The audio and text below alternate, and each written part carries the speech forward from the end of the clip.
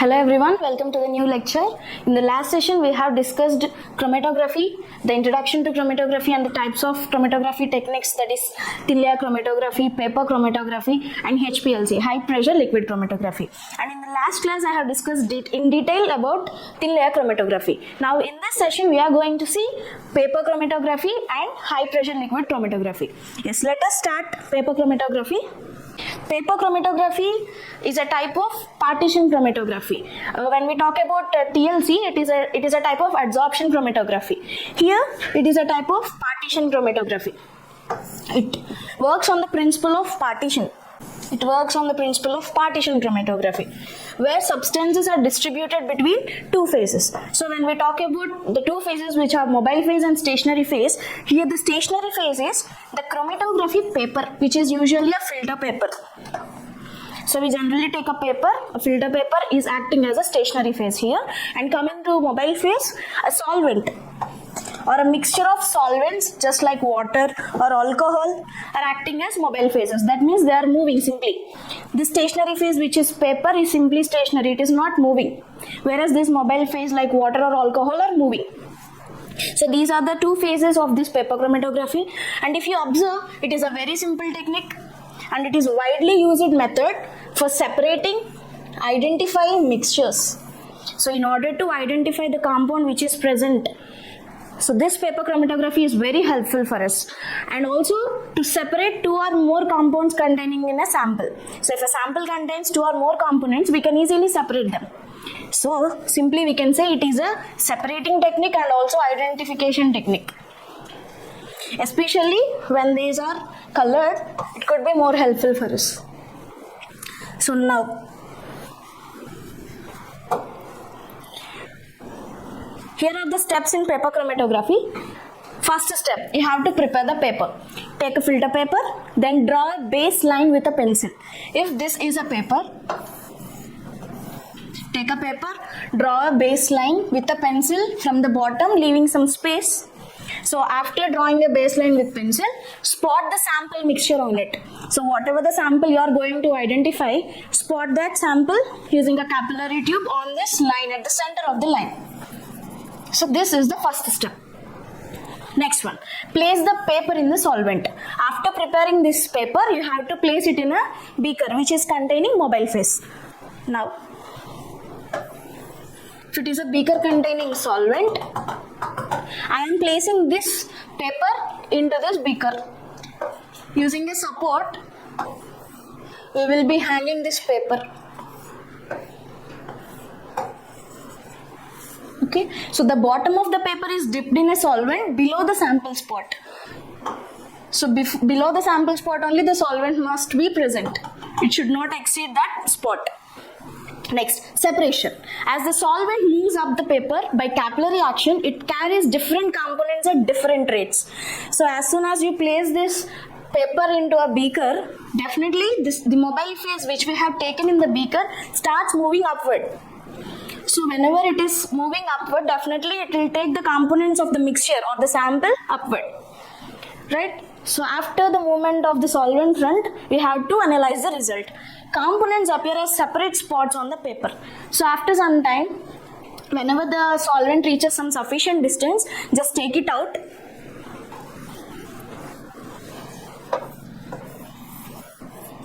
You can observe, initially we have spotted the sample here. After some time it will move here. So definitely what should we do? Immediately after taking out the paper, measure the distance from the initial spot to the distance traveled by the spot after placing in the mobile phase. And similarly take the distance from the spot to the solvent front. Then as usual, you already know how to calculate RF. RF is equal to distance traveled by the sample to the distance traveled by the solvent front. This is how you can calculate RF. Components appear as separate spots on the paper. RF value, the retention factor is used to identify the substances. So based on the RF value that you have got, just compare it with the original values, that is standard values, so that you can be identified what is the sample that is present in that. So this is simply about paper chromatography. Next, let us talk about HPLC. So HPLC means high pressure liquid chromatography, or else it can also be stated as high performance liquid chromatography. Why it is called high pressure liquid chromatography? Because in order to move the mobile phase, we require high pressures. That is why it is called as high pressure liquid chromatography. So now see, high performance liquid chromatography is an analytical technique which is used to separate, identify and quantify. That means if you want to know what type of compound is present in that sample, you can identify, and you can also separate. If 2 or more components are mixed in that sample, you can separate them, and also you can quantify how much amount of sample is present in that. You can also identify that using HPLC.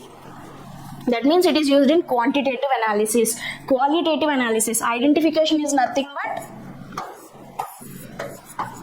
quality. In order to check the quality and to identify the quantity of a substance, this is helpful. Yes. Coming to the principle of HPLC. HPLC works on the principle of chromatography, where components in a mixture are separated based on their interaction with 2 phases. How? The unknown sample is being reacted with both the stationary phase and mobile phase. This is what we have to see. Let us see what is stationary phase in this HPLC. A solid material packed in a column acts as stationary phase. So column is the heart of this technique. So that column contains stationary phase, which is packed inside that column, acting as stationary phase. Next, what about mobile phase? A liquid solvent that carries the sample through the column. Okay, we will be passing some solvent externally to that column. So that solvent is simply acting as mobile phase in this technique. Different compounds move through the column at different speeds, causing them to separate. Here, this is the very important thing you have to notice. That means different compounds move at different rates. Based on the affinity towards the mobile phase and stationary phase, we'll come to identify or separate the unknown components of a mixture. Yes. If you observe this diagram, this is the instrumentation of HPLC. This is how high performance liquid chromatography, that instruments look like. See, this is the solvent, HPLC solvent. That means here this is the mobile phase. Next, now this solvent will be pushed towards the pump using high pressures. That is why it is called high pressure liquid chromatography. Next, after pushing this solvent to the pump, before the pump there will be a degasser. So this degasser is helpful to eliminate all the type of gases or air bubbles. In order to prevent the air bubbles, this degasser is helpful. Okay, after passing to degasser, then it reaches HPLC pump. So here this pump will move the solvent to the injector. Okay, meanwhile we are injecting the sample to this injector. This is the unknown sample. This is what you have to identify. Whatever the unknown compounds that are present in this mixture, you can identify, you can separate, you can quantify. So this is the sample. This sample is being injected to the injector. Then this solvent, mobile phase, and this sample both combine and form and travel together to the column. This is the heart of this technique, I already said you. So this is where all the process is being happening. So inside this column there will be stationary phase, which is stationary. It is filled with some compounds like silica gel, anything. So this is the stationary phase and mobile phase is coming from here, and meanwhile we are injecting sample just before the column.